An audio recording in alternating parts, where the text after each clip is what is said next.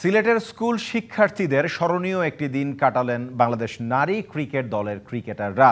সিরিজের দ্বিতীয় টি-20-র আগের দিন সিলেট নগরীর 3টি স্কুলে শিক্ষার্থীদের সাথে শুভেচ্ছা বিনিময় করেন জ্যোতিরা। ক্রিকেটারদের সান্নিধ্য পেয়ে বেজায় খুশি শিক্ষার্থীরাও। বাঁধভাঙা উল্লাস সিলেটের আম্বরখানা গার্লস স্কুলের শিক্ষার্থীদের। হঠাৎ বৃষ্টির মতোই সেখানে হাজির নারী ক্রিকেট দলের অধিনায়ক নিগার সুলতানা জ্যোতি সহ ফাহিমা মারুফারা, সঙ্গে নারী ক্রিকেটের নতুন কর্তা হাবিবুল বাশার সুমন। উল্লাস যেন বাঁধ ভাঙলো জ্যোতিরা যখন ক্রিকেট খেলতে শুরু করলেন স্কুলের মেয়েদের সাথে। আমরা চাই আরো যেন আমরা এগিয়ে যেতে পারি। হ্যাঁ, আমরা ভবিষ্যতে চাই আরো ক্রিকেটার আসুক। আমরা যখন ছোটবেলায় ওদের বয়সে ছিলাম আমরা প্রচুর খেলাধুলা করতে পারছি, যেটা এখন ওরা পাচ্ছে না। এই সুযোগটা ওরা যদি পায় এবং দেখে, সেটা তো আমি অনেক খুশি। আম্বরখানা গার্লস স্কুল থেকে নগরীর ব্লুবার্ড স্কুল, সেখানে উচ্ছ্বাসের বন্যা শিক্ষার্থীদের মাঝে।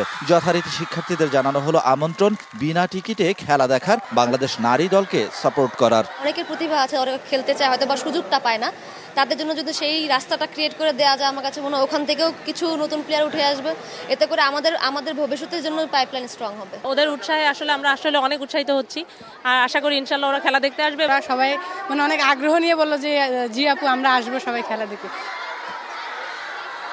ব্লুবার্ড স্কুলের নীল পাখিদের আমন্ত্রণ জানিয়ে ক্রিকেটাররা এলেন নগরীর আরেক স্কুল আনন্দ নিকেতনে। এজন্য একদিন স্বপ্নের দিন। বিস্ময় ভরা চোখে খুশির ঝিলিক। নারী ক্রিকেট কর্তা হাবিবুল বাশার সুমন বললেন, এই ভালোবাসাই এগিয়ে নেবে নারী ক্রিকেটকে।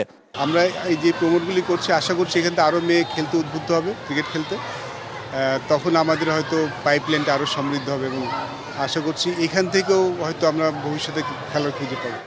কিশোর মনে ক্রিকেট প্রসঙ্গটা আসতেই কেউ হতে চান সাকিব, কেউ মাশরাফি, কেউ তামিম। তারই মাঝে উকি দিয়েছে আরেক সম্ভাবনা। কিশোরীরাও এখন স্বপ্ন দেখেন, কেউ হতে চান সালমা খাতুন, কেউ বা হতে চান নিগার সুলতানা জ্যোতি।